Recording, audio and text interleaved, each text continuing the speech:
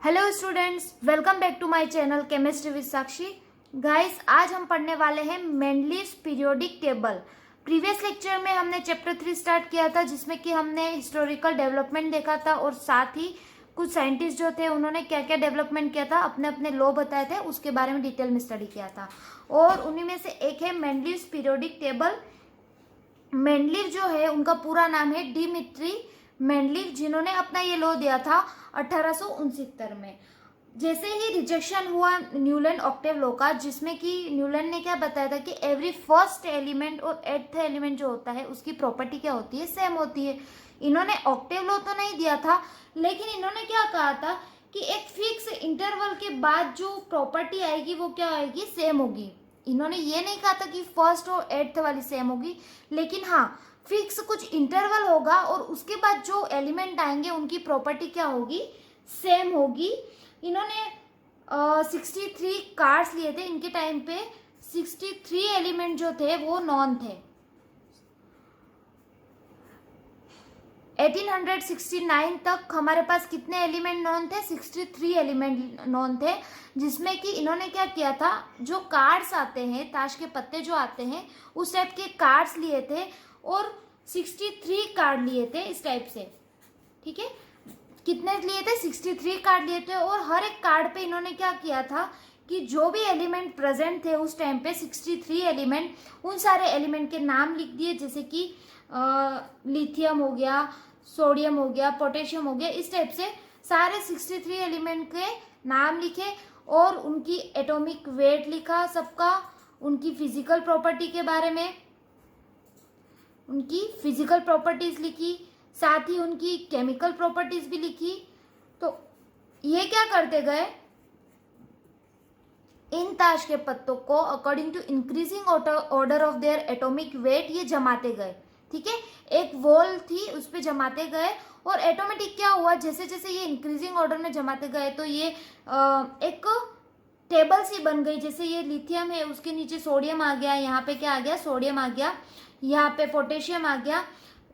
Increasing order of their atomic wait, साथ ही उन्होंने physical property देखी और केमिकल प्रॉपर्टी भी देखी। यहाँ पे इनकी यही थी जो विशेषता थी, वो क्या थी, इन्होंने फिजिकल के साथ साथ में केमिकल प्रॉपर्टी के बारे में भी ध्यान दिया था। जैसे कि इन्होंने हाइड्राइड और इन्होंने हाइड्राइड के साथ साथ में ऑक्साइड भी लिए थे। मतलब कि जैसे कि लिथियम कौन से हाइड्राइड बनाता है या कौन से ऑक्साइड बनाता है, सोडियम कौन से हाइड्राइड या ऑक्साइड बनाता है, तो ऐसे देखते गए और जिसके हाइड्राइड ऑक्साइड सेम हो रहे थे उनको एक लाइन में रखा, बाकी जिनके सेम हो रहे थे उनको एक लाइन में रखा। इस प्रकार से इन्होंने अपनी एक ताश के पत्तों से क्या बनाई, एक टेबल बनाई। तो इसलिए जो इन्होंने अरेंज किया था एलिमेंट्स को increasing order of their atomic wait में इंक्रीज किया था, तो उससे हमारे पास एक टर्म आती है जिसको बोलते हैं पीरियोडिसिटी। तो पीरियोडिसिटी क्या होती है, पीरियोडिसिटी का मतलब वही होता है कि एक फिक्स टाइम इंटरवल के बाद जो प्रॉपर्टी रिपीट होती है उसे ही हम क्या बोलते हैं, पीरियोडिसिटी। तो मैं यहाँ पे डेफिनेशन लिख लेती हूँ, physical and chemical properties, physical and chemical properties are repeated after a fixed interval। एक फिक्स इंटरवल के बाद क्या होता है, न्यूलैंड ने अपने ऑक्टेव लॉ में बताया था कि फर्स्ट और एट्थ एलिमेंट क्या होगा, सेम होगा। तो जैसे ही उन्होंने फिक्स बता दिया था कि फर्स्ट और एट्थ एलिमेंट सेम होगा, उसी प्रकार से इन्होंने भी क्या कहा था कि एक फिक्स टाइम इंटरवल जो होगा उसके बाद जिस भी एलिमेंट की प्रॉपर्टी सेम होगी उसको क्या बोलते हैं, हम पीरियोडिसिटी बोलते हैं। ठीक है, तो इन्होंने ये क्या किया कि एक फिक्स इंटरवल के बाद उन्होंने देखा कि एलिमेंट की प्रॉपर्टी सेम हो रही है। जैसे ही हम इसको increasing order of their atomic wait, जैसे जैसे ताश के पत्तों को हम जमा रहे हैं, कार्ड्स को जमा रहे हैं, तो क्या हो रहा है, उनकी फिजिकल और केमिकल प्रॉपर्टी सेम आ रही है। तो इन्होंने इस पे अपना एक लॉ दिया था जिसको कि हम बोलते हैं पीरियोडिक लॉ। ये फर्स्ट ऐसे साइंटिस्ट थे जिन्होंने अपना लॉ दिया था जिसको बोलते हैं पीरियोडिक लॉ। तो इनका लॉ क्या है, the properties of element, the properties of elements are the periodic function of their atomic weight या फिर एटॉमिक मास। तो जो प्रॉपर्टी है एलिमेंट्स की, प्रॉपर्टी में कौन कौन सी आ गई, फिजिकल प्रॉपर्टी और केमिकल प्रॉपर्टी। तो ये जो प्रॉपर्टी है वो पीरियोडिक फंक्शन है उनके एटॉमिक वेट के। फंक्शन क्या होता है, मतलब किसी भी चीज का फंक्शन ये इस पे डिपेंड करती है, इसकी प्रॉपर्टी जो होगी वो किस पे डिपेंड करेगी, एटॉमिक वेट पे। क्लियर है। तो यही क्या था, इनका पीरियोडिक लॉ था। मतलब कि इनका जो पीरियोडिक टेबल था वो मेनली किस पे बेस्ड था, एटॉमिक वेट पे बेस्ड था। ठीक है, क्लियर है गाइस। तो अब हम देखते हैं कि मेंडलीव की पीरियोडिक टेबल थी कैसी। ठीक है, तो इससे पहले इसको नोट डाउन कर लीजिए आप।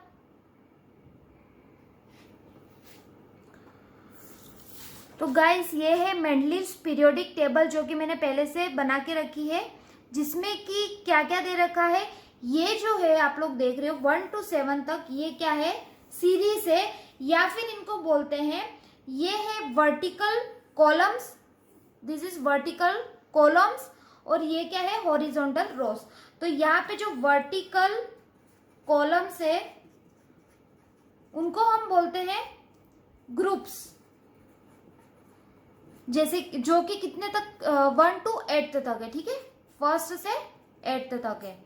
और ये जो है हॉरिजॉन्टल रोज जिसको कि हम बोलते हैं पीरियड्स, जो कि 1 to 7 तक दे रखे हैं। ठीक है, तो ये क्या है, 1 to 8 तक वर्टिकल कॉलम्स, और ये क्या है, हॉरिजॉन्टल रोज जो कि 1 से 7 तक है। क्लियर है गाइस इतना। तो यहाँ पे ये मेंडलीव का पीरियोडिक टेबल है जिसमें कि 63 एलिमेंट नॉन थे, और इनकी यही सबसे बड़ी विशेषता थी। इसी के कारण इनकी टेबल ज्यादा फेमस हुई थी कि इन्होंने अपने 63 एलिमेंट्स पूरे के पूरे अपने पीरियोडिक टेबल में लिए थे। क्लियर है। तो यहाँ पे अपन देखते हैं कि जैसे कि ये जो ग्रुप्स है उनमें भी सब ग्रुप बने हुए हैं, जैसे कि मैंने यहाँ पे लिखा है ए बी, तो ये सब में सब ग्रुप बने हुए हैं। लेकिन सिर्फ जो 8वां ग्रुप है उसमें सब ग्रुप नहीं है, उसमें डायरेक्टली 3-3 लिख दिए हैं। और ये जो सब ग्रुप है, मतलब कि इसका मतलब ये है कि इनकी जो प्रॉपर्टी है, लिथियम, सोडियम, पोटेशियम, इनकी प्रॉपर्टी सेम है। ए सब ग्रुप की और बी सब ग्रुप की भी प्रॉपर्टी सेम है। और ग्रुप्स की क्या है कि फर्स्ट ग्रुप की जो प्रॉपर्टी है वो जो भी एलिमेंट है उसमें दे रखे हैं वो सब सेम है। सेकेंड ग्रुप में सारे एलिमेंट है उनकी प्रॉपर्टी सेम है, फिजिकल एंड केमिकल प्रॉपर्टी। और इनको कैसे हमने जमाया है, मेंडलीव ने कैसे जमाया था, पीरियोडिक टेबल में इंक्रीजिंग ऑर्डर में, एटॉमिक वेट के इंक्रीजिंग ऑर्डर में इनको जमाया हुआ था। क्लियर है। तो यही है पीरियोडिक टेबल। इसमें आप कुछ देख रहे होंगे कि यहाँ पे क्या है, एक स्पेस छोड़ा गया है जो कि इसकी मेरिट्स और डीमेरिट्स में भी आता है। हम आगे पढ़ेंगे कि इसकी मेरिट्स क्या है और डीमेरिट्स क्या है। ठीक है, तो इस पे बेस्ड हम देखते हैं कि मेंडलीव पीरियोडिक टेबल की मेरिट्स क्या है और डीमेरिट्स क्या है। तो सबसे पहले हम देखते हैं कि मेंडलीव पीरियोडिक टेबल की मेरिट्स क्या क्या थी। ठीक है, तो फर्स्ट इनकी मेरिट ये थी कि फर्स्ट इन्होंने क्या बताया था, systematic study of element, systematic study of elements. इसका मतलब क्या हुआ कि इन्होंने जब पीरियोडिक टेबल दी थी तब 63 एलिमेंट नॉन थे, तो इन्होंने 63 एलिमेंट की सिस्टमेटिक स्टडी की थी कि इनको इंक्रीजिंग ऑर्डर और ऑफ देयर एटॉमिक वेट में जमाया था। बाकी इन्होंने प्रॉपर्टीज को भी ध्यान में रखा था, फिजिकल प्रॉपर्टी और केमिकल प्रॉपर्टी जिसकी सेम है उनको एक लाइन में जमा दिया, एक ग्रुप में रख दिया। तो इस टाइप से इन्होंने इसका ध्यान रखा था। तो हम बोल सकते हैं he arrange all non 63 elements into groups and periods. ठीक है, मैंने बताया था कि यहाँ पे इन्होंने 8 ग्रुप बताए थे और पीरियड्स कितने बताए थे, 7 बताए थे, जिसमें कि 1 to 7 तक के जो ग्रुप है उनको तो फर्दर सब डिवाइड किया था 2 ग्रुप में, ए और बी में, और बाकी 8वां जो था उसको सब डिवाइड नहीं किया था। ठीक है, और पीरियड कितने हैं, 1 to 7 तक। क्लियर है। सेकेंड जो इनकी मेरिट है, the position of an element is based on its properties and atomic weight. ये तो मैंने पहले ही बता दिया है कि इनकी जो पोजीशन है एलिमेंट की वो किसके अकॉर्डिंग रखी गई है, किस पे बेस्ड है, एक तो प्रॉपर्टीज पे और दूसरा एटॉमिक वेट पे। ठीक है, तो इन दोनों को ध्यान में रखते हुए मेंडलीव ने अपनी ये पीरियोडिक टेबल बनाई थी। क्लियर है गाइस। सेकेंड, थर्ड जो है कि इन्होंने क्या किया था, जो अनडिस्कवर्ड एलिमेंट थे, जो हमें नॉन नहीं थे, डिस्कवर नहीं हुए थे, उनके लिए भी इन्होंने ऑलरेडी गैप छोड़ा था। मतलब ये इतने इंटेलिजेंट थे कि उनको ये भी पता था कि आने वाला एलिमेंट क्या हो सकता है। मतलब कि जैसे कि ये एल्यूमिनियम है, एल्यूमिनियम के नीचे इन्होंने क्या रखा है, स्पेस छोड़ रखा है जो कि डिस्कवर नहीं हुए हैं। तो he left gaps for undiscovered elements, जो डिस्कवर एलिमेंट नहीं हुए हैं उनके लिए भी इन्होंने क्या किया था, गैप छोड़ रखा था। ठीक है। फोर्थ यही कि prediction properties of new elements, prediction properties of new elements इसका मतलब क्या है, देखिए समझते हैं। जैसे कि इन्होंने पहले से प्रिडिक्ट कर दिया था कि ये जो स्पेस छोड़ रखा है, जो गैप छोड़ रखा है, वहां पे क्या है कि कोई न्यू एलिमेंट जो डिस्कवर होगा वो यहाँ पे आ सकता है। तो इन्होंने क्या किया था, एक तो एल्यूमिनियम ही लेफ्ट गैप अंडर, एक तो इन्होंने गैप रखा था अंडर, कहाँ पे, एल्यूमिनियम के नीचे, अंडर एल्यूमिनियम एंड सिलिकॉन और एल्यूमिनियम दोनों के नीचे इन्होंने क्या रखा था, गैप रखा था। और इन्होंने इनका नाम भी दे दिया था, called this element, in elements का क्या नाम रखा था, एका एल्यूमिनियम और रखा था एका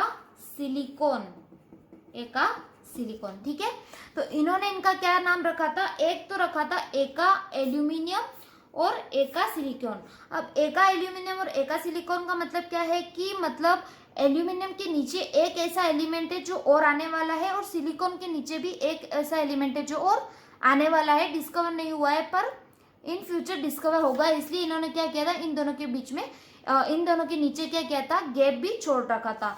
और वास्तव में अब जब ये डिस्कवर हुआ तो ये दोनों एलिमेंट कौन कौन से थे जो एल्यूमिनियम के नीचे डिस्कवर हुए, ये था गैलियम, और जो सिलिकॉन के नीचे जो आया, स्पेस छोड़ रखा था, वहां पे जो एलिमेंट आया वो है जर्मेनियम।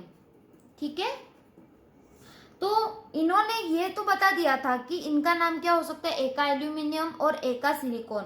लेकिन जब ये गैलियम और जर्मेनियम आए तो इनकी प्रॉपर्टीज भी क्या मैच हो रही थी। जैसे कि मैं यहाँ पे टेबल बनाती हूँ छोटी सी, कि यहाँ पे प्रॉपर्टीज लिख दी मैंने, और यहाँ पे लिख दिया मैंने एका एल्यूमिनियम, जो कि इन्होंने क्या किया था, प्रेडिक्ट किया था कि ये हो सकता है। फिर यहाँ पे मैं लिख लेती हूँ गैलियम, जो कि हमें फाउंड हुआ था, डिस्कवर हुआ था बाद में। यहाँ पे है एका सिलिकॉन, जो कि प्रेडिक्ट किया था, और इसके नीचे जो फाउंड हुआ था वो क्या, मतलब इसकी जगह पे जो फाउंड हुआ हमें वो क्या था, जर्मेनियम। ठीक है, तो जैसे कि प्रॉपर्टी देखते हैं, मेंडलीव जो थे इन्होंने सबसे पहले एटॉमिक वेट प्रेडिक्ट किया। एका एल्यूमिनियम का जो एटॉमिक वेट प्रेडिक्ट किया वो इन्होंने लगभग 68 किया था, 68 बताया था कि इनका एटॉमिक वेट क्या हो सकता है, 68। और वास्तव में जब हमारे पास जो एलिमेंट फाउंड हुआ गैलियम, उसका एटॉमिक वेट इसके ऑलमोस्ट मतलब अप्रोक्सीमेटली पास में था, और कितना था, 70। और एका सिलिकॉन जो था उसका 72 इन्होंने प्रेडिक्ट किया था, और वास्तव में इनका कितना आया, जर्मेनियम का 72.6। मतलब कि ये कह सकते हैं कि इन्होंने, ये इतने इंटेलिजेंट थे कि इन्होंने पहले से ही प्रेडिक्शन कर दिया था कि ये गैप छोड़ेंगे तो यहाँ पे कोई डिस्कवर जो बाद में एलिमेंट होंगे वो रखे जाएंगे, और उन रखे जाने वाले एलिमेंट्स की प्रॉपर्टी भी क्या क्या हो सकती है वो भी उन्होंने पहले से क्या कर दी थी, प्रेडिक्ट कर ली थी। और साथ में इन्होंने एटॉमिक वेट देखा, उसके बाद डेंसिटी देखी तो वो भी क्या आ रही थी, लगभग सेम आ रही थी। प्रेडिक्शन जो था वो 5.9 था, तो गैलियम जो था उसका 5.94 आ रहा था, ऑलमोस्ट सेम आ रहा था। इसका 5.5 था, तो ये जर्मेनियम का 5.36 आया। फिर हमने जब ऑक्साइड देखे, इसके ऑक्साइड के बारे में बात करते हैं तो इन्होंने एका है मतलब E2O3, और जब गैलियम का ऑक्साइड आया तो वो भी क्या आया, Ga2O3। सिलिकॉन की बात करते हैं तो ये ऑक्साइड बना रहा था EO2 टाइप का, और जर्मेनियम भी GeO2 टाइप का क्या बना रहा था, ऑक्साइड बना रहा था। क्लियर है गाइस इतना? तो एक और मेरिट इसकी बाकी है। तो ये जो 4 मेरिट्स मैंने लिखी है इसका स्क्रीनशॉट ले लीजिए, फिर हम आगे बढ़ते हैं। इसकी कुछ और प्रॉपर्टीज भी है, मैंने यहाँ पे 2-3 प्रॉपर्टी लिखी है, जैसे कि और भी ये क्लोराइड बनाता है, बाकी इसका मेल्टिंग पॉइंट, और ये भी इन्होंने क्या कर दिया था, पहले से प्रेडिक्ट कर लिया था मेंडलीव ने। क्लियर है? तो इसका जो 5वीं मेरिट है वो है कि नोबल गैस जो है वो, इसमें नोबल गैस के बारे में इन्होंने कुछ भी नहीं बताया था, क्योंकि नोबल गैस तब डिस्कवर नहीं हुई थी। तो noble gas discovered after, discovered later, could be placed in a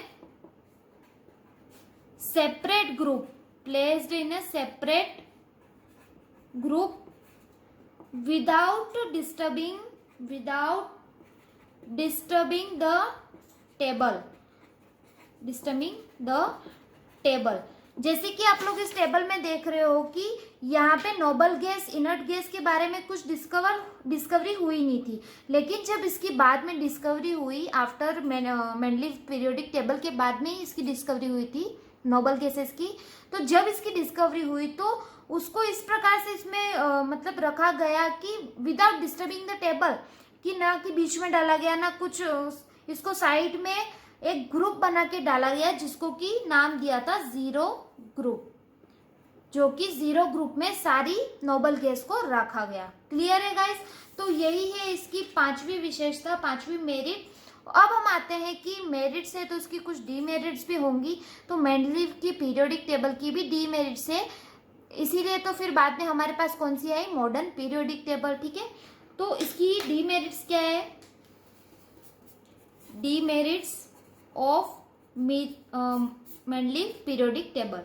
तो फर्स्ट इसकी डीमेरिट जो है वो है position of hydrogen, position of hydrogen. इसका मतलब क्या है कि हाइड्रोजन की जो पोजीशन है उसके बारे में ये नहीं बता पाया था, एग्जैक्ट पोजीशन के बारे में सही नहीं बता पाए थे। क्यों? क्योंकि जो हाइड्रोजन है वो 2 प्रॉपर्टी शो करता है, एक तो एल्कली मेटल्स की भी प्रॉपर्टी शो करता है और हैलोजन लाइक प्रॉपर्टी भी शो करता है। तो ये मतलब अभी भी कंफ्यूजन में है कि हाइड्रोजन का जो प्लेस है वो कहाँ होना चाहिए, फिक्स पोजीशन के बारे में ये नहीं बता पाया था, क्योंकि ये it shows both alkali metals and halogen property. तो ये दोनों की प्रॉपर्टी शो करता है हाइड्रोजन, अल्कली मेटल्स की प्रॉपर्टी भी शो करता है और हैलोजन्स की भी प्रॉपर्टी शो करता है। तो इसकी पोजीशन जो थी, फिक्स पोजीशन ऑफ हाइड्रोजन, ये मेंडलीव नहीं बता पाए थे, तो ये इसकी फर्स्ट ड्रॉबैक है। सेकेंड जो है पोजीशन ऑफ आइसोटॉप्स, यह भी बहुत इंपॉर्टेंट इनकी कह सकते हैं, इनका ड्रॉबैक था, बहुत ही बड़ा ड्रॉबैक था कि ये पोजीशन ऑफ आइसोटॉप के बारे में नहीं बता पाए। जैसा कि सब लोग जानते हैं आइसोटॉप क्या होता है, कि जिनका एटॉमिक नंबर सेम होता है और एटॉमिक मास क्या होता है, डिफरेंट होता है। तो जैसे कि हाइड्रोजन की बात कर ले तो यहाँ पे ये इसके 3 आइसोटॉप होते हैं, सब लोग जानते हैं, हमने पढ़ा था।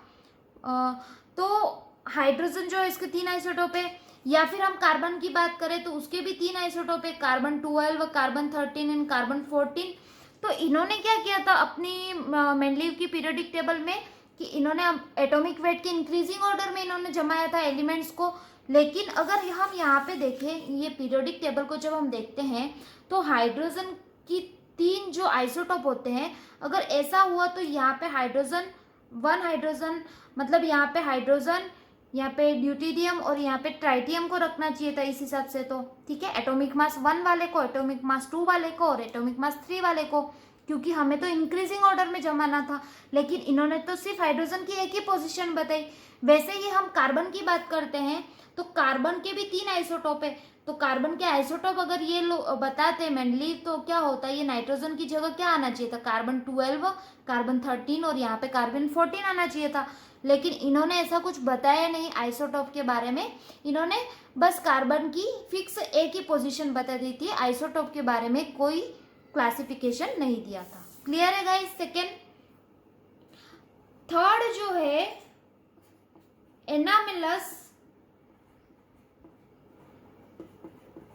पेयर ऑफ एलिमेंट, मतलब कि ये अपने खुद के जो बताया हुआ जो लॉ था उस पे ही ये फॉलो नहीं कर पा रहे थे, ये खुद के लॉ को फॉलो नहीं कर पा रहे थे। ऐसा क्यों? क्योंकि कुछ ऐसे जो पेयर थे जिसमें कि इन्होंने बोला था कि एटॉमिक वेट के इंक्रीजिंग ऑर्डर में ये क्या करेंगे, जमाएंगे। लेकिन इन्होंने ये भी बात कही थी कि अगर एटॉमिक वेट अगर नहीं हो रहा है तो हम इसकी प्रॉपर्टीज को भी देख सकते हैं साथ साथ में। जैसे कि हम बात करते हैं कोबाल्ट और निकल की, ठीक है, कोबाल्ट और निकल की, वो कहाँ पे दे रखे हैं, 8th ग्रुप में दे रखे हैं कोबाल्ट और निकल। तो हम जब देखते हैं एटॉमिक वेट की बात करते हैं तो कोबाल्ट का जो एटॉमिक वेट होता है वो निकल से क्या होता है, ज्यादा होता है। तो ऐसे में क्या होना चाहिए था, निकल यहाँ पे आना चाहिए था और कोबाल्ट पीछे आना चाहिए था। वैसे ही एक और है टेलुरियम और आयोडीन, ठीक है। तो इसमें भी क्या होता है कि ये जो ये रहा 6 ग्रुप में टेलुरियम और ये क्या है, आयोडीन। तो अगर हम इसकी भी बात करें तो आयोडीन का एटॉमिक वेट जो होता है वो क्या होता है, ज्यादा होता है टेलुरियम का एटॉमिक वेट ज्यादा होता है एज कंपेयर टू आयोडीन। तो क्या होना चाहिए था, आयोडीन को यहाँ रखना चाहिए था और टेलुरियम को यहाँ रखना चाहिए था। लेकिन इन्होंने क्या करा कि इनकी प्रॉपर्टीज जो हो रही थी फिजिकल और केमिकल प्रॉपर्टी, उस पे बेस्ड इन्होंने जमाया। जैसे कि यहाँ पे फ्लोरीन, क्लोरीन, ब्रोमीन, आयोडीन, इन चारों की chemical property, physical property same हो रही थी, इसलिए इनको एक ग्रुप में रखा। अगर ये एटॉमिक वेट की भी बात करते तो एटॉमिक वेट के अकॉर्डिंग ऐसा नहीं होना चाहिए था, मतलब कि ये अपने खुद के बनाए हुए रूल को ये धीरे धीरे फॉलो नहीं कर रहे थे, ठीक है। क्लियर है गाइस? ये थर्ड जो पोस्टुलेट है, थर्ड जो ड्रॉबैक है इसकी। फोर्थ जो ड्रॉबैक है वो है like elements were placed in different groups. कहने का मतलब यही है कि इन्होंने सबसे पहले तो अपने रूल जो था, अपने लॉ जो था, उसमें ये कहा था कि एटॉमिक वेट पे डिपेंड करती है फिजिकल और केमिकल प्रॉपर्टीज। मतलब कि दोनों को देखेंगे हम, फिजिकल और केमिकल प्रॉपर्टी को भी देखेंगे, साथ में increasing order of atomic weight भी देखेंगे। लेकिन कभी तो ये increasing order of atomic weight नहीं देख रहे थे और कभी तो ये क्या कर रहे थे, प्रॉपर्टीज नहीं देख रहे थे। जैसे कि लाइक एलिमेंट जिनकी प्रॉपर्टी सेम है उनको भी क्या कर दिया इन्होंने, डिफरेंट डिफरेंट ग्रुप में रख दिया। जैसे कि हम प्लेटिनम और गोल्ड की बात करते हैं, प्लेटिनम और गोल्ड की बात करते हैं। जैसे कि हाँ, प्लेटिनम कहाँ पे है, 8th ग्रुप में है और गोल्ड कहाँ पे है, 1st ग्रुप में रख दिया था। जबकि इन दोनों की प्रॉपर्टी क्या थी, सेम थी, फिर भी इन दोनों को डिफरेंट कर दिया था, सेपरेट कर दिया था। तो यही इनके 4 मेजर ड्रॉबैक थे कि सबसे पहले तो हाइड्रोजन की पोजीशन, सेकेंड जो है आइसोटोप के बारे में, और थर्ड जो है एनामलस पेयर ऑफ एलिमेंट, मतलब कि एटॉमिक वेट का ये बता नहीं पाए थे, इंक्रीज ज्यादा था फिर भी उनको पीछे रख दिया था, और ज्यादा था फिर भी उनको आगे रख दिया था, और कम एटॉमिक वेट वालों को पीछे रख दिया था, तो ऐसा किया था। और फोर्थ जो है like elements were placed in different group, मतलब कि जो सेम प्रॉपर्टी वाले एलिमेंट है उनको भी क्या कर दिया था, डिफरेंट डिफरेंट ग्रुप में रख दिया था। तो यही इनकी 4 मेजर ड्रॉबैक्स थी। तो गाइस आई होप आप लोगों को अच्छे से समझ में आ गया हो। फिर भी कोई डाउट हो, पूरा थ्योरेटिकल चैप्टर है ये, फिर भी कोई डाउट हो तो आप लोग कमेंट सेक्शन में मुझे कमेंट करके ज़रूर बता सकते हैं। गाइस इसको नोट डाउन कर लीजिए या फिर स्क्रीनशॉट ले लीजिए। तो गाइस फर्स्ट जो लेक्चर देखा था उसमें हमने कुछ साइंटिस्ट के लॉ देखे थे। आज भी हमने मेंडलीव का पीरियोडिक टेबल देखा, लेकिन इन सारे जो लॉ थे उनमें कुछ न कुछ कमियां थी। और फिर लास्ट में हमारे पास आता है मॉडर्न पीरियोडिक टेबल, जो कि हम आज के टाइम में फॉलो करते हैं, जो कि मैं नेक्स्ट लेक्चर में आप लोगों को पढ़ाऊंगी। अच्छी सी ट्रिक के साथ पढ़ाने वाली हूँ। तो गाइस आप पढ़ते रहिए, और कोई भी डाउट हो तो जिसका जो डाउट हो उस वीडियो के नीचे ही मुझे कमेंट करके बता सकते हैं। क्लियर है गाइस? तो आप लोगों को वीडियो पसंद आई हो तो लाइक कीजिए, शेयर कीजिए और मेरे चैनल को सब्सक्राइब कीजिए। मिलते हैं हम नेक्स्ट लेक्चर में, तब तक के लिए बाय बाय स्टूडेंट्स।